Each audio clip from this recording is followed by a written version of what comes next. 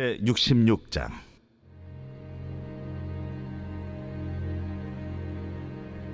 여호와께서 이와 같이 말씀하시되, 하늘은 나의 보좌요 땅은 나의 발판이니 너희가 나를 위하여 무슨 집을 지으랴. 내가 안식할 처소가 어디랴. 나 여호와가 말하노라. 내 손이 이 모든 것을 지었으므로 그들이 생겼느니라. 물은 마음이 가난하고 심령에 통해하며 내 말을 듣고 떠는 자, 그 사람은 내가 돌보려니와.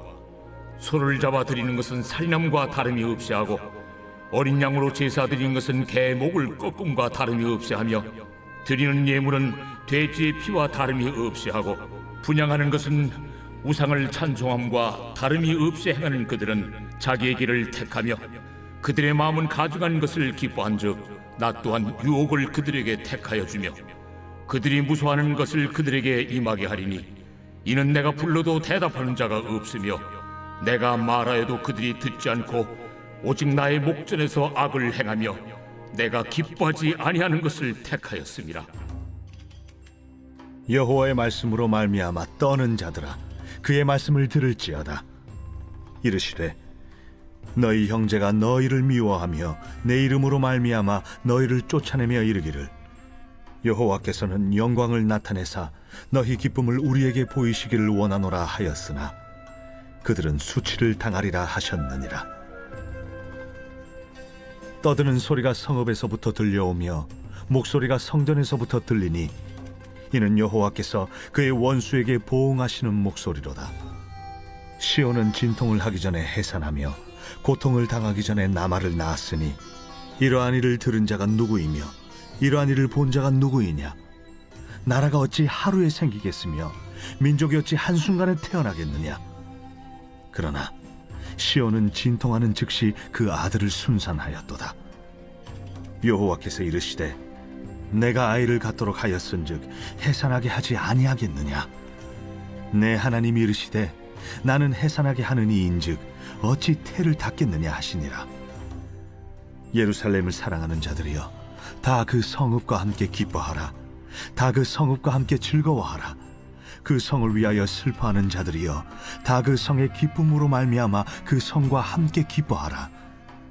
너희가 젖을 빠는 것 같이 그 위로하는 품에서 만족하겠고 젖을 넉넉히 빤 것 같이 그 영광의 풍성함으로 말미암아 즐거워하리라. 여호와께서 이와 같이 말씀하시되, 보라, 내가 그에게 평강을 강같이 그에게 문나라의 영광을 넘치는 시내같이 주리니 너희가 그 성읍에 젖을 빨 것이며 너희가 옆에 안기며 그 무릎에서 놀 것이라. 어머니가 자식을 위로함같이 내가 너희를 위로할 것인즉 너희가 예루살렘에서 위로를 받으리니. 너희가 이를 보고 마음이 기뻐서 너희 뼈가 연한 풀의 무성함 같으리라. 여호와의 손은 그의 종들에게 나타나겠고 그의 진노는 그의 원수에게 더하리라. 오늘 하나님의 말씀은 이사야 66장 1절부터 14절 말씀입니다.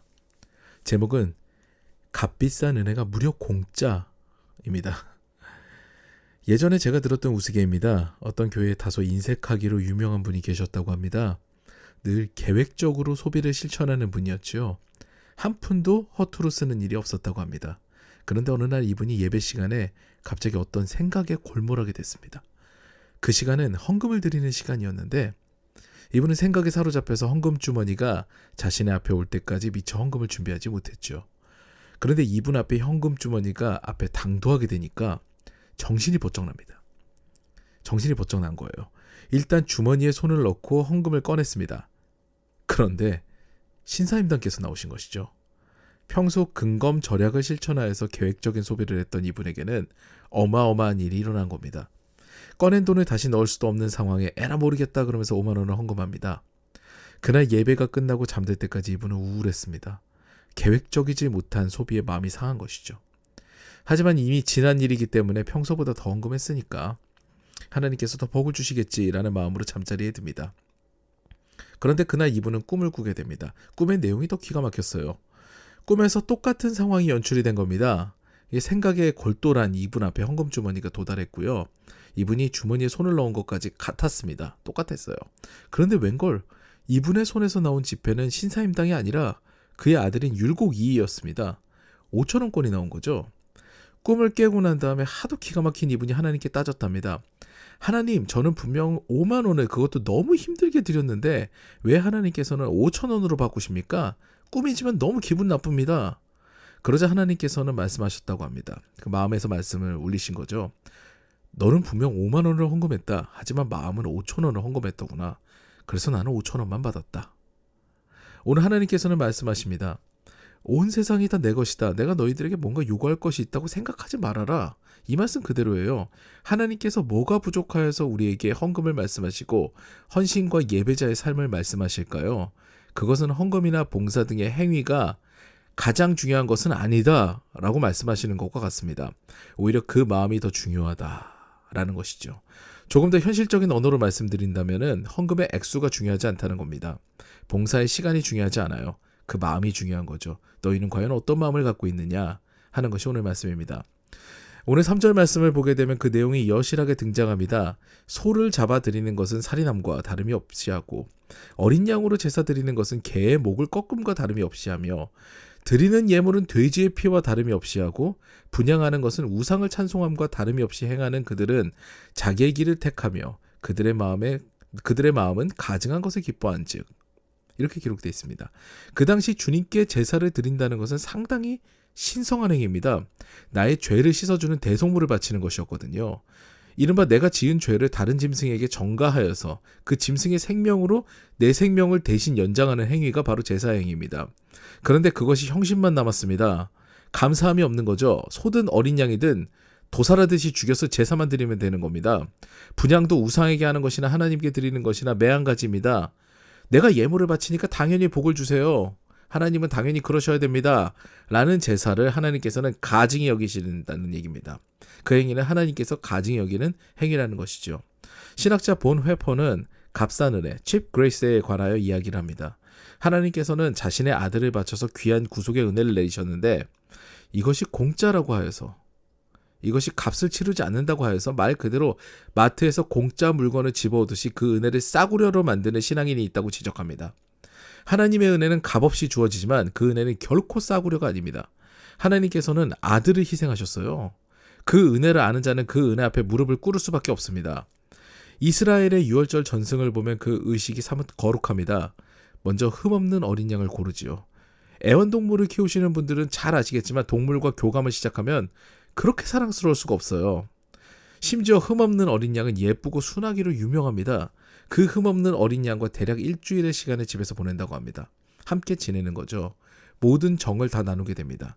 그리고 유월절 의식을 치르는 밤에 그 어린 양은 그 가족들의 죄악을 모두 담당하여 죽음을 맞이하게 됩니다. 그 죽음은 그냥 일반적인 도살하듯이 치를 수가 없어요. 이미 그 어린 양은 가족이에요. 아이들도 어른도 할 것 없이 하염없이 눈물을 흘리면서 어린 양을 잡는다고 합니다. 그런데 그 어린 양을 칼을 받아 죽을 때까지도 그저 선한 눈망울을 보인다고 하지요. 우리 그리스도께서는 이렇게 죽으셨습니다. 죄 없는 분, 흠 없는 분이 우리를 위해 이렇게 죽으셨어요. 우리는 그 은혜를 받은 자입니다. 그 은혜는 말 그대로 공짜지만요. 그리고 우리에게 값없이 주어졌지만요. 그거는 결코 값어치가 적지 않아요. 하나님의 아들이에요. 그분이 생명을 주셔서 우리를 살리신 것이 바로 복음입니다. 그게 은혜예요. 우리가 하나님 앞에 섰을 때 우리의 죄악이 모두 사라지는 것이 절대로 아니에요. 심판날 앞에 우리가 하나님 앞에 서겠지요. 근데 그때 우리 죄악이 사라지는 것이 절대로 아닙니다. 우리가 해결할 수 없는 죄악들이 우리 삶에 가득해요. 그런데 하나님의 심판이 이루어지는 그 순간에 예수 그리스도께서 아버지, 저를 위해 제가 죽었습니다. 이 피를 보세요. 제가 해결했으니까 용서해 주세요. 라는 이 탄원으로 우리는 의롭다함을 입고 천국에 들어갈 수 있는 겁니다. 사랑하는 여러분, 하나님께서 무엇이 부족하여서 우리에게 봉사와 헌신 그리고 예물을 요구하실까요? 아닙니다. 그분은 그저 우리의 마음을 보시는 거예요. 너는 어떤 마음으로 예배하러 왔니? 너는 어떤 마음으로 봉사하니? 너는 과연 나를 사랑하니? 이것을 보시는 것이지요. 그래서 헌금의 액수가 중요하지 않습니다. 봉사의 시간이 중요하지 않아요. 오직 우리의 마음이 중요한 것입니다. 오늘도 우리를 위해 십자가에서 죽으시고 부활하신 예수 그리스도의 은혜를 마음 깊이 새기고 거저받은 구원의 은혜, 하지만 값비싼 이 은혜에 감사하며 하루를 시작하시는 우리 양주 더사랑교회 성도님들 되시기를 주님의 이름으로 축원합니다. 오늘 다 같이 기도하시겠습니다. 오늘 말씀과 같이 주님의 깊은 은혜, 그 십자가 사랑을 마음에 새기고 감사하는 하루가 되기를 원합니다. 라는 기도를 드리시기를 바라고요. 이어서 그 사랑을 증거하며 그 사랑의 증인이 되는 우리가 되도록 기도하기를 원합니다. 아울러 마지막으로는 각자 개인의 기도 제목을 두고 잠잠하게 주님 앞에 나아가서 기도하는 시간을 갖겠습니다.